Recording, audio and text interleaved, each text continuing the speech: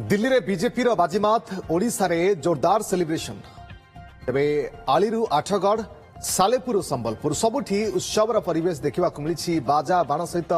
परस्पर को मिठा खुआई धूम सेलिब्रेट करिसेंती बीजेपी कर्मी और नेता ता सहित दिल्ली निर्वाचन बेले मंग धरिथिबा बीजेपी निर्वाचन प्रभारी तथा केन्द्रापड़ा सांसद बैजयंत पंडा को शुभेच्छा जणाइछंती। केन्द्रापड़ार आली संबलपुर बालेश्वर जिलार जलेश्वर कटक सालेपुर कटक रूराल समेत आठगढ़ रे पालित होईछि विजय उत्सव। केउठी शोभायात्रा तो केउठी बाजा बाण सहित मिठा खुआई विजय उत्सव पालिछंती बीजेपी कर्मी और नेता।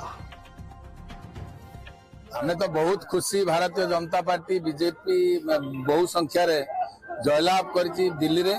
आमे विशेष करी केन्द्रापड़ावासी खुशी जे हमर प्रिय सांसद बैजयंत पंडा जी